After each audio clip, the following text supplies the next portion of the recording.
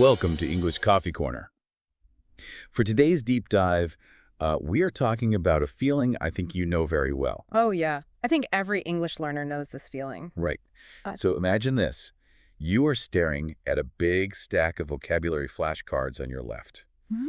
and you have a really heavy grammar workbook open on your right. It already sounds exhausting. It is. Hmm. And at the exact same time, you're trying to practice your pronunciation, you're trying to read a news article, you try to juggle all these different parts of learning English at once. Right. And what happens? You just drop everything. I mean, you just feel this very specific, heavy panic. It is totally overwhelming, and you feel completely burned out before you even really start. Yeah, it is. It is like trying to carry 15 heavy bags of groceries from your car into your house all at once. Oh, just to save a trip, right? Exactly. You Okay. are working so incredibly hard, but, halfway to the door, you end up dropping the eggs. We just try to do way too much at the same time when we learn a new language. We really do. We make it so much harder than it needs to be. So to help fix this, we are looking at some really fascinating ideas today. They come from a YouTube channel called Veronica's Language Diaries. Yeah, she makes a very bold claim in one of her videos about how to fix this exact feeling of overwhelm. She really does. She argues that listening is not just one equal part of learning. She says listening is the only foundational skill you need to become fluent. Which is, a huge shift in perspective for most learners because Yeah. usually people treat listening, speaking, reading, and writing as four equal pillars. Right, like you had to build all four at the exact same time. Exactly. So our mission for this deep dive is to figure out exactly why listening works as this ultimate shortcut to fluency. And more importantly, we're going to explore some highly creative methods to actually practice it. Methods that do not involve sitting in a boring traditional classroom. Which I think is a massive relief for you listening right now. I mean, your schedule is probably very busy. Nobody really wants to go back to a stressful school environment, right? Definitely not. But to really understand these creative methods, we need to settle a big argument first. Oh, the great debate in the language learning community. Yes. People love to argue about where you should start. A lot of teachers will tell you that speaking is the most important skill. Right. They always say, you have to speak from day one. Make mistakes. Just talk. That is the popular advice. But Veronica argues the exact opposite. And she has serious experience backing her up. Yeah, she learned English to fluency. Mhm. Then she learned Chinese in college. And now she is currently learning Spanish. Right. So through all of that trial and error, she insists that listening is the true core fundamental skill. It simply has to come first. And she is not alone in this either. She mentions an article by Steve Kaufman. He is a famous polyglot, someone who has mastered over 20 languages. 20 languages is just incredible. I know, right? Anyway, he wrote this piece on Medium, and his quote is really powerful. He says, "If you can achieve a high level in comprehension, all other skills will follow." And just to be clear, comprehension simply means understanding what you hear. Right. So Kaufman is saying that if you can just understand the English you hear, the speaking part, and the correct grammar part, well, all of that will naturally come later. Listening is the engine that drives everything else. Because if you think about it, listening acts kind of like a magnet. A magnet? How so? Well, it automatically pulls the other skills along with it. When you hear a native speaker talking naturally, you automatically start to notice interesting grammar patterns, and you don't even have to study them in a book. Oh, yeah. You memorize new vocabulary because you hear it in a real situation. Exactly, connected to a real emotion. You even improve your pronunciation just by getting the natural rhythm of the speaker's voice stuck in your head. It basically does the heavy lifting for you. It builds a mental blueprint in your mind long before you ever have to open your mouth. Okay, but I have to push back on this a little bit. Sure. What is on your mind? Isn't that like saying, you can learn to play the guitar just by listening to your favorite rock music all day? I see what you mean. Right, because how does simply hearing words in your ears translate to the actual physical act of moving your mouth to speak English? You still have to move the muscles, right? That is a really fair question, and it is probably the most common doubt people have. But the guitar analogy is missing one key piece about how the human brain works. Okay, what is it missing? Well, listening is not about perfectly mastering the physical act of speaking right away. It is about building the foundation so you actually know what you're trying to do. Right, because we are all so busy. Exactly. Think about your daily life. You are busy with work. Maybe you are taking care of a family or maintaining a home. Trying to squeeze in a hobby, if you're lucky. Yeah. You do not have 10 hours a day to sit in a quiet room and study English. It is just not realistic for adults. I mean, I don't even have 10 free minutes some days, let alone 10 hours. Right. So because your time is so limited, you need the highest leverage activity. Wait, highest leverage. Let's keep it simple for a second. What does that mean? Oh, sorry. It just means the one single action that gives you the biggest reward for the little time you put in. Got it. And listening is that action. Yes. When you listen for hours and hours, your brain is quietly storing the sounds, the vocabulary, and the sentence structures. So it is just saving all that information in the background. Exactly. So when you do finally start speaking, your brain already knows what English is supposed to sound like. You are inventing sentences from scratch. You are just opening the library you already built. Okay, I see. It is like pouring the concrete foundation of a house before you try to build the walls. Yes. Perfect analogy. Because if you don't have the concrete foundation, the walls just fall down when the wind blows. You get stuck. That is exactly right. Listening builds that concrete foundation. So if listening is the most efficient use of our limited time, why do so many of us try to do it the hard way? Because of a really bad mindset. Veronica points out this toxic idea that ruins language learning for almost all adults. She calls it the myth of the struggle. The myth of the struggle. That is such a huge problem. It really is. We have this deep hidden belief that if learning isn't difficult, exhausting, and, a little bit painful, then we aren't actually improving. We think we have to suffer to learn. Right. We think staring at grammar tables until our eyes hurt is the only way to make real progress. But her philosophy is the total opposite. She believes language learning should be easy. It should be genuinely interesting. Because human psychology is pretty simple. If something is too hard or too boring, you will not sustain your interest. You will get frustrated and you will quit. Yeah, you have to replace that feeling of struggle with pure curiosity. And practically, she has a great rule for how to actually do this. When you are looking for things to listen to in English, you shouldn't pick the hardest, fastest news broadcast you can find. No, that will just make you panic. Right. You should pick content that you mostly understand. It should just be a tiny bit difficult. Not a complete mystery, just slightly challenging. Linguists sometimes call this comprehensible input, right? Yes. It is material that is just one small step above your current level. And the easiest way to find that sweet spot is to search for content based on your actual hobbies. Yeah. Things you already care about in your real life. Exactly. Veronica gives a great example in the video. She is really into yoga right now, and sometimes she is planning a vacation. So instead of reading a dry, boring Spanish textbook, she goes on YouTube. She watches a Spanish video about a yoga routine. Or she watches a vlogger exploring a new city she wants to visit. But she watches it in her target language. She is watching things she would naturally watch anyway. It completely removes the boredom. Right. But, getting rid of boredom also requires managing your time better. Oh, yeah. She goes on this brief tangent in the video that I thought was super interesting.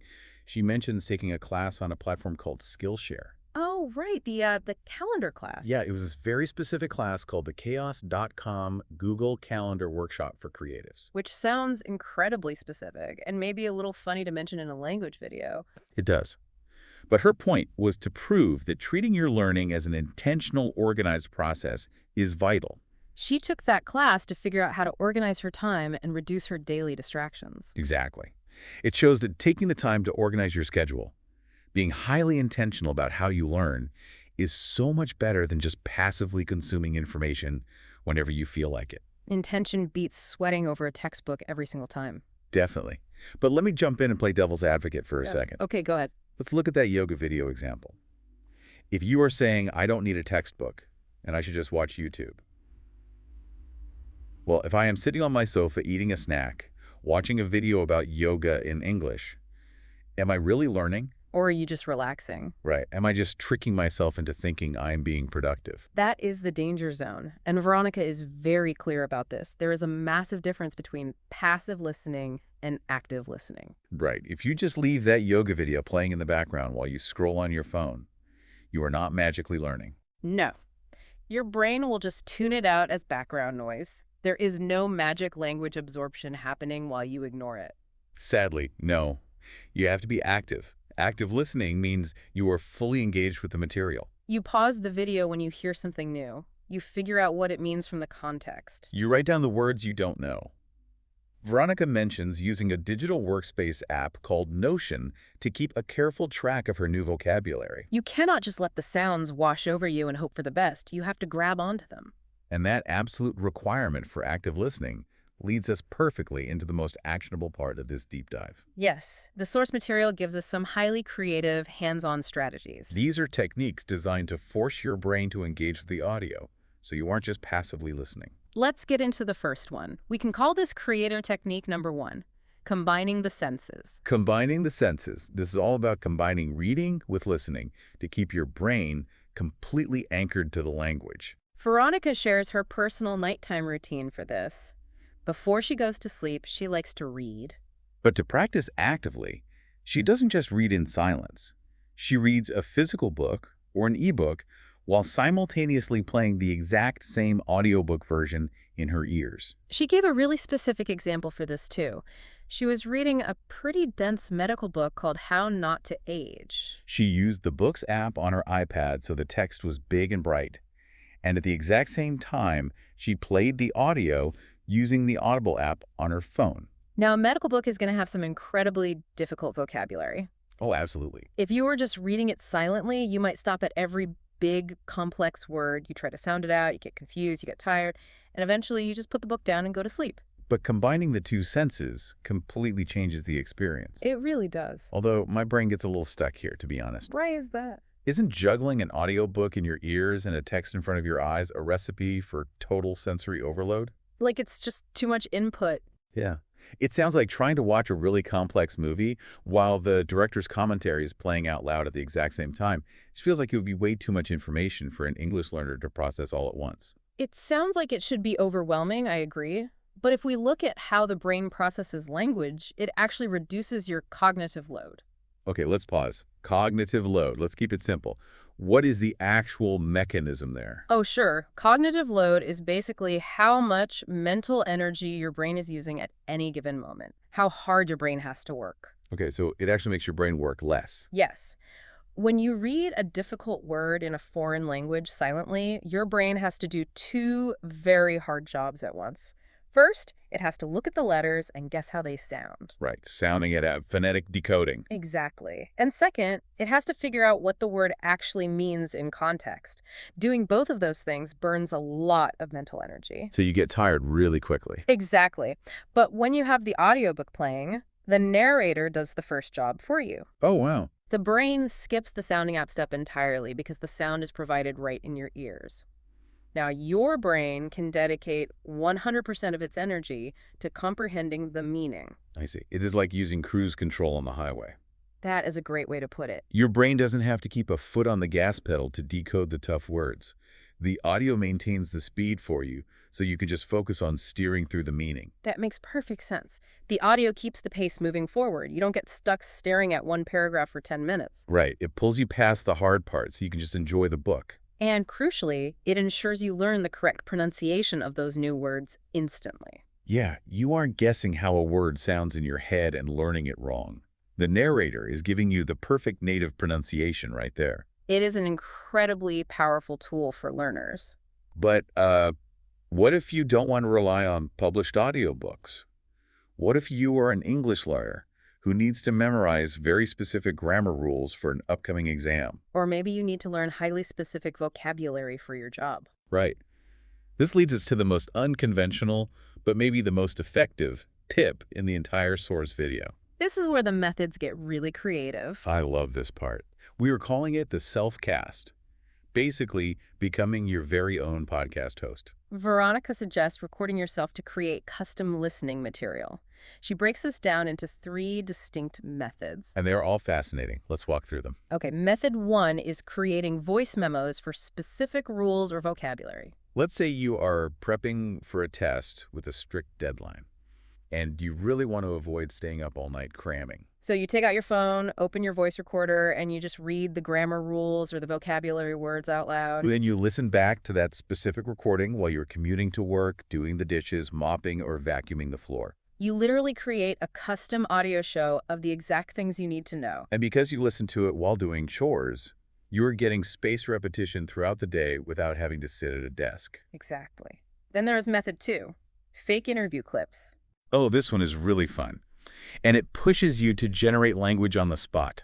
Right. You pretend to be a guest on a famous talk show. You use an AI tool like ChatGPT to act as the producer. You type in, give me 5 interview questions for an English learner. And the AI will generate prompts like, tell us about your daily morning routine, or what do you love most about your hometown? Or describe your dream vacation. You read the question, hit record on your phone, and then you just talk. You answer the questions out loud in English as if millions of people are listening. And then the magic happens. You listen back to your own interview. Yes, which ties right into Method 3, weekly Sunday recaps. Veronica suggests that every Sunday, you sit down and record a quick 1-minute audio recap of everything you learned that week in English. But the crucial part of this recap is how you do it. You don't just read a boring, robotic list of single words. No, you force yourself to create full sentences with those new words to give them real context. And more importantly, you express your emotional journey. Walk me through what that actually looks like. What does a Sunday recap sound like? Okay, imagine you hit record on your phone. You might say, this week I learned the word overwhelmed. I felt overwhelmed on Tuesday because I went to a coffee shop to order an iced latte. Oh, a real-life situation. Yeah. You say, I wanted to ask for oat milk, but when the barista looked at me, I completely froze. I forgot my words, I panicked, and I just drank regular milk. It was frustrating, but I will try again next week. So you are recording yourself talking about that feeling of failure or success, but you are doing it all in English. Right. It connects the language to your actual emotions, which makes the memory stick so much better than a generic flashcard. Okay, I have to stop you here. Uh-oh, what is it? Let's be totally real with each other for a second. Nobody, and I mean nobody, likes the sound of their own recorded voice. We all hate it. It is universally uncomfortable. Isn't listening to yourself stumble, make grammatical mistakes, and freeze up in a new language incredibly awkward? I'm cringing right now just thinking about listening to myself try to speak a new language. Oh, it is definitely awkward at first. You will absolutely cringe the first few times you do it. So why do it? Well, Veronica argues that you have to look past that awkwardness because the analytical benefit is just too huge to ignore. What is the actual mechanism there? Why is it better than just speaking to a tutor? Because when you are speaking in real time, your brain is working so hard just to find the next word that you literally cannot hear your own mistakes. You don't have the mental capacity to analyze yourself. Exactly. But when you listen back to a recording, you are relaxed. You become an objective observer. You immediately hear those clunky, awkward phrases. You notice where you always use the wrong verb tense. Yeah. You hear exactly where your pronunciation went wrong. Oh, I see. You step outside yourself and basically become your own teacher. Yes. You are catching the errors that you simply cannot hear while you are in the stressful moment of speaking. That kind of personalized feedback loop is invaluable. You cannot get that from a textbook. And sometimes even a tutor won't correct every single tiny mistake because they don't want to interrupt your flow. But your recording captures everything. That is a really powerful shift in mindset. You're taking this lonely, sometimes frustrating process of studying by yourself and transforming it into a highly creative, personalized feedback loop. It is active learning at its absolute finest. You are completely in control of the process. And you're building that listening foundation every single time you hit play on your own voice. So if we pull all of this together, true fluency clearly doesn't come from torturing yourself. You do not need to stare at flashcards until your eyes water. And you don't need to juggle a grammar book, a video, and an essay all at once. Fluency comes from taking a step back and prioritizing listening as your core foundation. It comes from tying that listening practice to your actual real-life interests. Things that bring you joy, like cooking or travel or fixing cars. And it comes from using creative tools to make sure you stay actively engaged. You can use the cruise control of a simultaneous audiobook to pull you through a difficult text. Or you can brave the awkwardness, embrace the cringe, and use self-recorded interviews and weekly recaps to become your own best teacher. The next time you feel that heavy wave of overwhelm, when the grammar rules are just too confusing and the vocabulary list feels way too long, the solution is simple. Just stop.